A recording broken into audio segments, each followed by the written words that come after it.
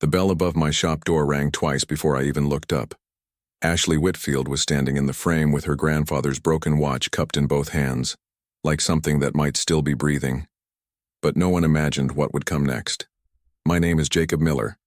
I'm 32 years old, and I fix watches for a living, not because it's glamorous, but because it's honest work. A watch either runs or it doesn't. There's no pretending, no talking your way around a broken gear train. You either understand what's wrong or you don't, and Lexington, Virginia has trusted me with its broken watches for 9 years now. My shop sits on Diamond Street, 2 doors down from the old hardware store, in a building with a tin ceiling that groans when it rains. I open at 7 every morning, before anyone else on the block has flipped their sign. I make coffee in the same chipped percolator my father used, drink the first cup standing at the workbench, and don't say more than 20 words to another person before 9 most days. That used to bother people. It doesn't bother me. Sarah used to say I lived like a man who was afraid of his own life. Maybe she was right. Sarah Whitfield, she took her name back after the divorce, and I understood why, married me when we were both 27, young enough to believe that loving someone was the hard part. It wasn't. The hard part came later in the small refusals. She wanted dinners with people whose names mattered in this town. I wanted Tuesday nights with the radio low and my hands full of brass. We didn't fight about it, not really. We just ran out of things to reach for in each other. 4 years in, she moved out on a Sunday in March, and neither of us cried in front of the other. That was 2 years ago now. I don't think about it as often as people expect me to. I hadn't spoken to anyone in Sarah's family since the divorce was finalized. Not her mother, not her father, and certainly not Ashley. Her younger sister, who I'd always liked more than I probably should have admitted at family dinners I no longer attended. So when the bell rang that Tuesday morning in August and Ashley Whitfield stepped through my door holding something wrapped in a dish towel like it might bruise, I set down the loop in my hand and didn't say anything for a full 3 seconds. "I know this is strange," she said before I could ask. "But Grandpa Walter won't let anyone else touch it. He said if it's not you, it's nobody." She unwrapped the towel on my counter, and there it was. A pocket watch, gold-plated, the crystal cracked in a spiderweb across its face. The stem bent at an angle that told me someone had tried to wind it too hard. Probably more than once. It was old enough that the case had that deep, worn patina you can't fake. The kind that only comes from 80 years of being carried in someone's pocket, pressed against someone's chest. "It stopped running the week Grandma Ellen passed," Ashley said. 6 years ago. He's kept it in a drawer since then. Won't talk about it. But last week he took it out and just held it. And then he told me to bring it here. I want to say I hesitated because of Sarah. That would be the honest, expected thing to say. But the truth is, I picked up that watch, and I was already thinking about the movement inside it, already running through what 80 years of dust and grief might have done to a mainspring. The Whitfield part of it came second. I told her to give me 2 weeks. She said she'd check back. She came back in 4 days. Walter Whitfield had known me since I was 19, working weekends for the old watchmaker who trained me before he retired. Walter used to bring in his tractor's pocket compass for cleaning, back when he still worked his own land outside town. He was 79 now, sharp as ever, the kind of man who noticed when a floorboard changed its creak. If he'd sent that watch to me specifically, past every other jeweler in the county, it meant something to him. I didn't ask what. Some things you let a man keep. Walter came by himself once in the middle of the first week. He didn't buy anything, didn't ask about the watch. He just stood at the counter for a while, looking at the movement laid out under the lamp, and told me that Ellen used to wind that watch for him every morning for 41 years because his hands shook too much after the stroke in his 60s. She never once complained about it, he said. Not once. Some people show you love in the loud ways. She showed me in the quiet ones, every single morning, for 41 years. Then he put his hat back on and left before I could answer, and I stood there a long moment before I picked the loop back up. I want to be clear about something because it matters to how the next few weeks unfolded. Ashley Whitfield did not walk into my shop looking for anything from me. She walked in because her grandfather asked her to, and she kept coming back because the watch wasn't ready, and there is nothing dishonest or hidden about a woman checking on a family heirloom. That's what I told myself the first few times anyway. She'd lean over the counter and ask what I'd found, and I'd show her the movement laid out on the velvet cloth piece by piece and explain what each one did. The escapement, the balance wheel, the tiny jeweled bearings no bigger than a grain of rice. She listened the way almost nobody does anymore, not waiting for her turn to talk, just watching my hands and asking questions that actually wanted answers. By the second week, she'd started bringing 2 coffees instead of 1, without asking how I took mine. She'd guessed black, no sugar from watching me drink from the same chipped mug 3 visits running. She was right, and she didn't make a thing of it, just set the cup down on the corner of the bench where it wouldn't get knocked into the gears, like she'd already thought that through before she walked in. By the 3rd week, I'd started expecting her on Thursday afternoons the way you expect the mail, or the 5 o'clock light through the west window. A small, dependable thing I didn't examine too closely. She taught 2nd grade at the elementary school on Preston Avenue, and she'd come by straight from work still carrying the particular tiredness of a woman who'd spent 6 hours keeping 22 7-year-olds from injuring themselves. She never complained about it. She just got quieter and sat on the stool by the window and let the shop's stillness do whatever it did for her. I fixed a hinge on her car door one Thursday when she mentioned, only in passing, that it had been sticking for a month. I didn't ask if she wanted me to. I just did it while she was inside picking up a wall clock her school had sent over for repair, and when she came out and found it swinging free and silent, she looked at me for a second longer than the moment called for before she said, "Thank you." I noticed the extra second. I didn't let myself think about why. There was a moment that same week when the radio behind the counter cycled to a song that had played at my wedding, and I watched Ashley's hand go still over her coffee cup, just for a beat, before she reached over and changed the station herself without asking. She didn't explain it, I didn't ask her to, didn't. But I noticed the way her jaw tightened, like she was holding something back that had nothing to do with the song at all. And I found myself wondering, not for the first time, what exactly Ashley Whitfield hadn't told me yet. She noticed things about me too, the way I always ate my sandwich standing at the bench instead of sitting, the specific way I organized screws by size instead of by function, the fact that I hummed without knowing it when a repair was going well and went dead silent when one was going badly. She never said any of it like an accusation. She said it like she was taking notes for something she hadn't decided what to do with yet. One evening, a storm rolled in fast off the ridge, the kind that turns the sky the color of a bruise in 10 minutes flat, and Ashley had left her umbrella at home. I walked her to her car under mine, close enough that our shoulders nearly touched with every step, close enough that I could feel the warmth coming off her arm through my sleeve. At the car door, she turned to say goodnight, and for a second my hand moved toward her elbow, an old useless instinct, the kind you'd use to steady someone stepping off a curb, before I caught myself and let it drop back to my side. She noticed. I know she noticed because she looked at my hand and then at my face. And neither of us said anything about it, and the rain kept coming down between us like it was the only thing in the world with any business being there. Neither of us mentioned Sarah. Not once, in 3 weeks. It sat in the room with us anyway, the way an unopened letter sits on a counter, impossible to see past, impossible to bring up, both of us walking careful circles around the space where her name should have gone. The watch took longer than I told her it would. I could have finished it in 10 days if I'd pushed. I let it run to 3 weeks instead, replacing the mainspring, recutting a stripped screw by hand, polishing the crystal down until the spiderweb cracks were nothing but a memory in the glass. And I didn't examine that decision very closely either, not until the night I finally opened the case back to clean the last of the movement and found something I hadn't expected. Engraved into the inside of the case, worn nearly smooth by decades of handling, were 2 sets of initials and a date I didn't recognize, decades before Ellen Whitfield would have been born, older than I would have guessed the watch's history went.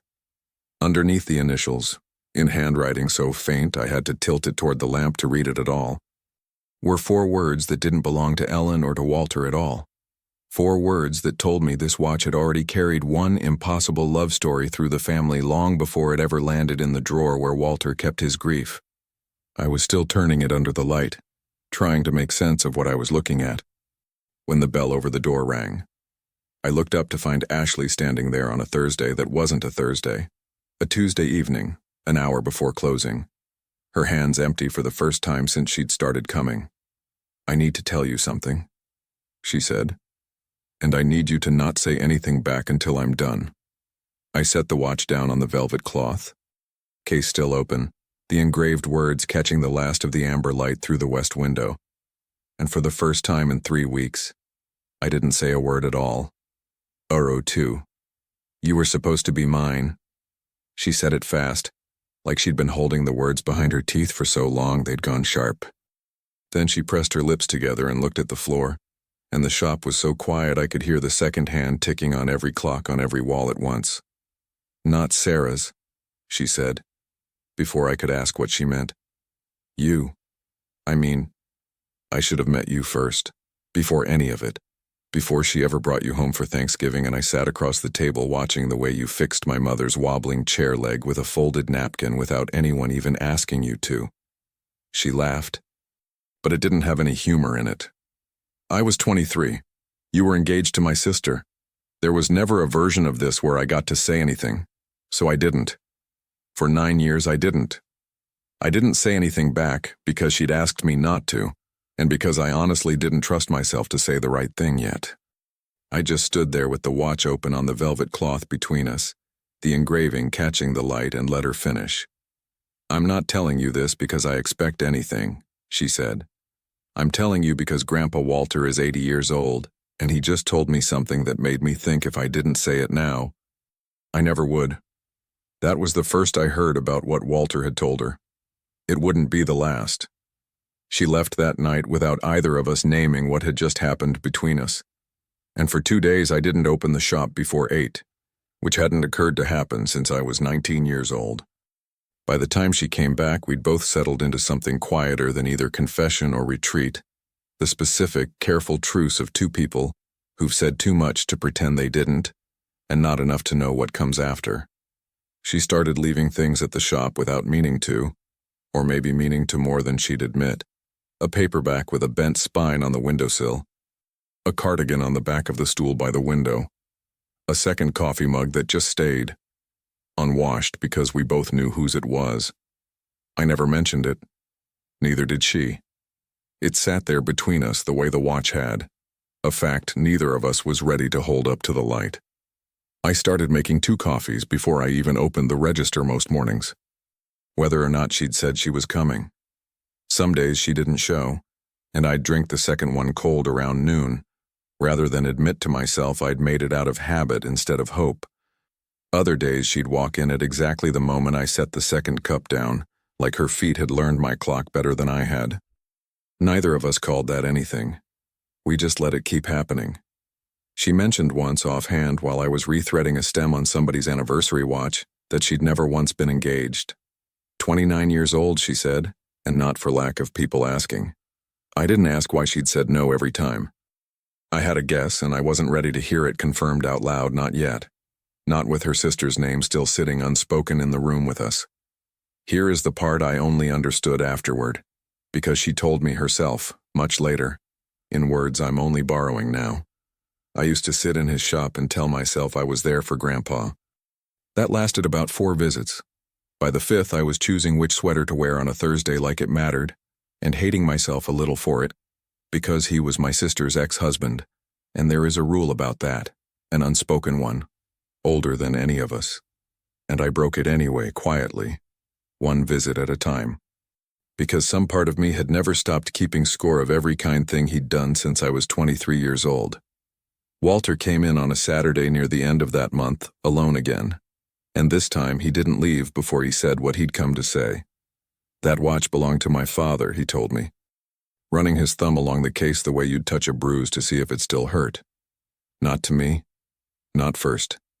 He gave it to me on my wedding day and never told me why his hands shook when he did it.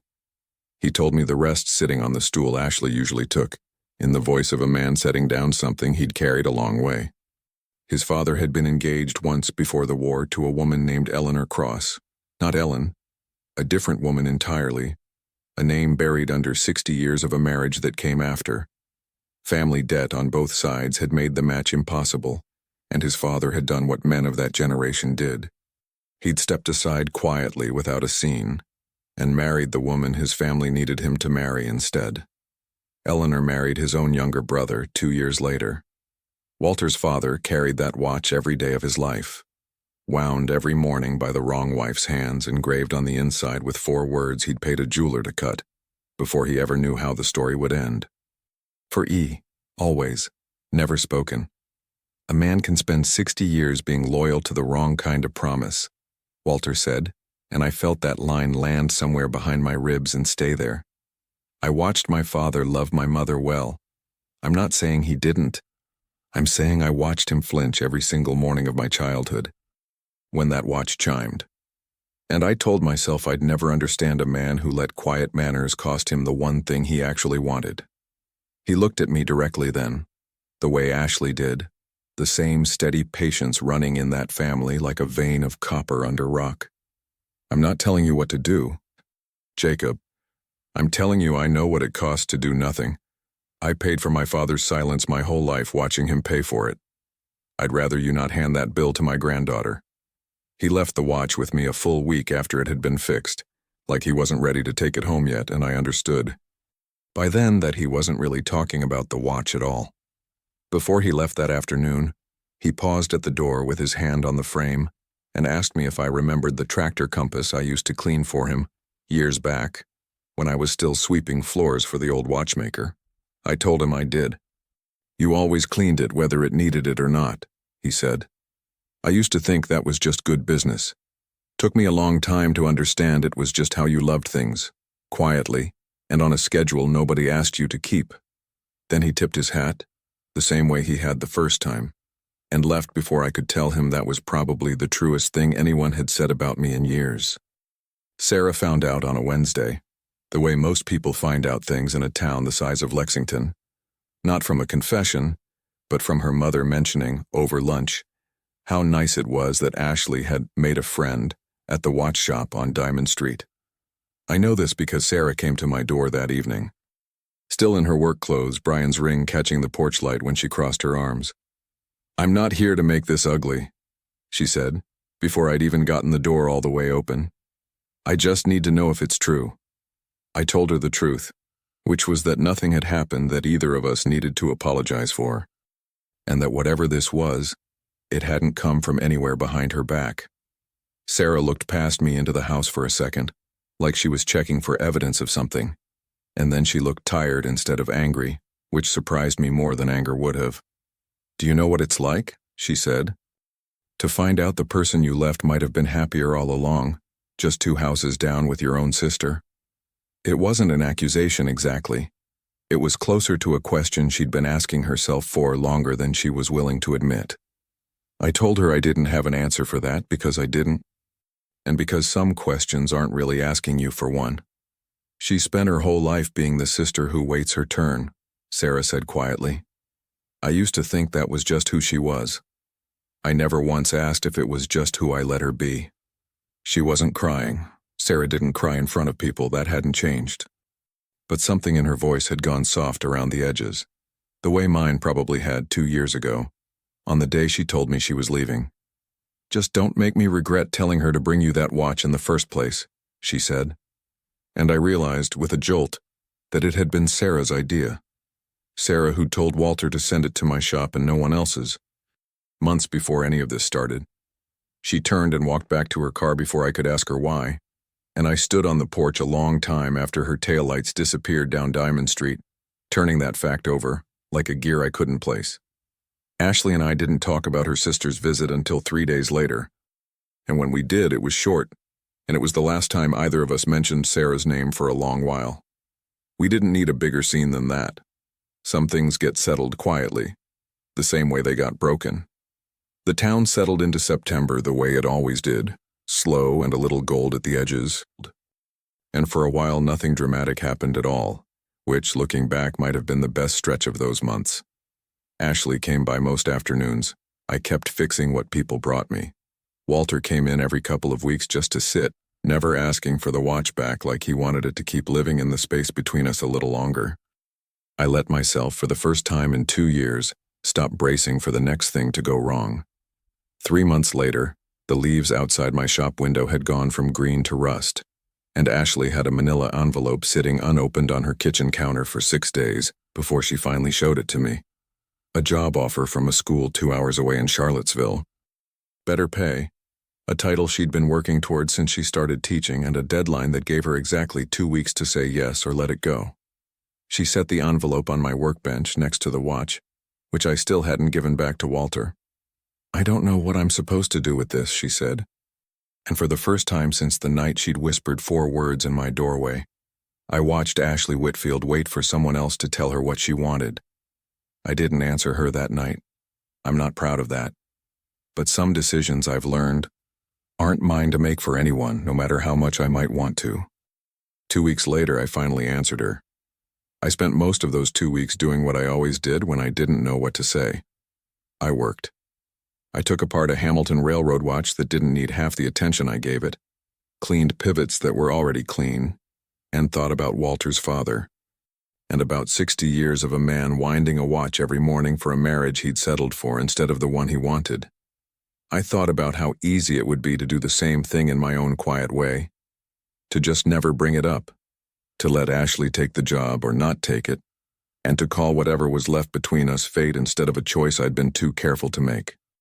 I drove to her apartment on a Sunday evening, the manila envelope from Charlottesville still sitting exactly where she'd left it, unopened after all that time, propped against the toaster like she walked past it 50 times a day just to prove she wasn't afraid of it. I told her the only honest thing I had. I told her I loved her, the first time either of us had said the word out loud in a kitchen that smelled like the soup she'd been making, with the radio playing low the way it always did in my shop. I told her that whatever she chose, I wasn't going to be the reason she said no to something she'd earned. I'd already watched one family in this town pay for a man who mistook silence for love. I wasn't going to be the second one. She stood very still for a long moment, one hand flat against the counter like she needed it to stay upright, and when she finally spoke, her voice wasn't steady at all. "You could have said that 4 months ago," she said. "You could have said it the night I stood in your doorway and made a fool of myself." I told her I knew. I told her I was working on being a different kind of quiet than the men before me. She almost laughed at that, and almost cried, and did a little of both at once, and neither of us said anything else about it that night. She didn't answer the envelope that night either, and I understood this time that some decisions need their own room to breathe before anyone else is allowed in. By Thanksgiving, Sarah had already married Brian in a small ceremony at his parents' place outside town. No drama in it. No last looks across the room. Just 2 people who fit each other the way Sarah and I never quite had. Ashley told me about it afterward with something close to relief in her voice, like a door she'd been holding shut for months had finally been allowed to close on its own. The whole family gathered that year at Walter's house, the way they had every Thanksgiving since before I'd ever met any of them. I hadn't been invited to one of those tables in 2 years. This time, Ashley asked me to come, and I said yes, before I'd let myself think too hard about what that meant. I stood in Walter's driveway for a full minute before I went in, the same way I had the morning Ashley first walked into my shop, and I noticed without meaning to that the porch light there was the same amber color as the one over my own door. It was such a small thing to notice. I noticed it anyway, the way you notice things right before your life changes shape again. Walter stood up before the meal, which I'm told he hadn't done in years, and he had the pocket watch in his hand, the one I'd finally returned to him in October, running clean and steady for the first time since Ellen passed. The room went quiet the way rooms do when an old man decides it's finally time to say something everyone's been circling for decades. He told them about his father, about Eleanor Cross, about the family debt, about a young man who'd loved someone and let duty talk him out of it, because that was what a good son did in 1958. He told them about 60 years of a watch that ran perfectly, and a marriage that ran on something quieter and sadder than anyone ever said out loud at any Thanksgiving table in this family's history. "We are not a loud family," Walter said, and his eyes went briefly to Sarah and then to me and then to Ashley beside me. "We keep things. We hold our tongues and call it grace, and sometimes it is grace, and sometimes it's just fear wearing Grace's clothes. I watched my father pay for that. I think some of you in this room have paid for it too, in smaller ways, without ever knowing where the habit came from. He looked at Sarah and at me, and there wasn't an accusation in it, just an old man naming a shape he'd finally learned to see clearly. I'm not going to be the reason it costs anyone else anything. Jacob. Ashley. I've watched the two of you tiptoe around each other for 4 months like the walls might hear you. The walls already know. Nobody said anything for a moment. Then Sarah, sitting between her new husband and her mother, reached over and took Ashley's hand across the table, and that was the whole conversation, really. No speech, no forgiveness ceremony, just one sister's hand finding the other's. The way it probably should have happened months earlier, if any of us had been braver sooner. I want to tell you, Ashley said yes to the Charlottesville job that same night, wrapped in some tidy bow of a happy ending, but that isn't what happened. And I've come to think the truth is better than the bow would have been. For most of December, she went back and forth so many times I stopped keeping count. One night she'd tell me she'd already decided to turn it down, that Lexington was home, and she didn't need a title 2 hours away to prove anything to anyone. The next week, she'd catch herself staring at the school's website again, and I'd watch something in her go quiet and hungry at the same time, and I knew better than to say a word. This was the one decision I'd promised not to make for her, and I meant to keep that promise even when it would have been easier not to. She took the job. She moved 2 hours away in January, into a small rental near the school, and I kept the shop on Diamond Street exactly where it's always been. Because some things you don't get to have both of, not clean and not easy. The life you've built with your hands, and the person who makes that life worth building. We drive toward each other most weekends. It isn't simple. Some Fridays the drive feels like nothing. Some Fridays, after a long week, it feels like the entire distance between who we used to be and who we're trying to become. Walter asks me every few weeks when I stop by to check on him whether we've figured it out yet, the two of us. The two towns, the whole shape of it. I tell him the truth, which is that we haven't, not completely, and he nods like that's the only honest answer he'd have believed anyway. Nobody figures it out completely. He told me once, sitting in the chair by his window where Ellen's photograph still watches the room. You just keep choosing it out loud every week you get the chance to. Most Fridays now I close the shop at 4 instead of 5, and I'm on the road before the light goes gold over the ridge. Ashley makes the drive the other direction on the weeks she can, and we meet somewhere close to the middle more often than either of us likes to admit. Costs something. I've learned the exact diner outside Lexington that makes coffee almost as bad as mine. I've learned which exits flood the first hard rain of any season. I've learned that 2 hours in a truck alone gives a man exactly enough time to miss someone properly before he gets to see her again, which might be the whole point nobody tells you about distance. It doesn't let you get lazy with wanting a person the way living in the same house sometimes does. At Christmas, Walter called us both into his study after the presents were opened and put the watch in Ashley's hands without much ceremony, the way he did most important things. Your great-grandfather carried this so he'd never forget what he lost, he said. I'd rather you two carried it to remember what you didn't. Neither of us knew what to say to that. So we didn't say anything, and he seemed satisfied enough with the silence for once because it was the good kind. 1 year later, almost to the week, Ashley set the watch on my workbench again and asked me to open the case back one more time. I did. The old engraving was still there, for E, always, never spoken, worn nearly smooth. Below it, in a hand steadier than mine usually is, I'd added 4 words of my own the week before, waiting for the right moment to show her. Not spoken, never silent. You were supposed to be mine, she said again, quieter this time. Not a confession anymore. Just a fact we'd both had a year to grow used to. I know, I told her. I got here as fast as I knew how. Here is what I understand now that I didn't understand the night the bell rang, and she stood in my doorway holding a broken watch like it might bruise. The families that raise us don't always teach us with words. Sometimes they teach us by the shape of what they never said, and it becomes our job, the next generation, to notice the shape and choose something different with it. Walter's father lost 60 years to a promise he never should have kept. Sarah and I lost 4 to a silence neither of us had the courage to name while it still mattered. I don't know if Ashley and I will get every piece of this right. The driving, the distance, the slow work of building a life in 2 towns at once. But I know we're not going to lose it to the thing that cost the men in this family everything else. We're going to say it out loud. Every time. Even when it's inconvenient. Even when the room goes quiet. If there's someone in your life you've been circling for months or years or longer than you'd like to admit out loud, send them this story tonight. Tell them what Walter told us at that table. The walls already know. It might be time you said it too. If this story found you at the right moment, I'd love to hear which part hit hardest. The watch, Walter's speech, or the drive Ashley and I still make every weekend. Has silence ever cost you something you didn't realize you were losing until it was almost too late? Tell me in the comments.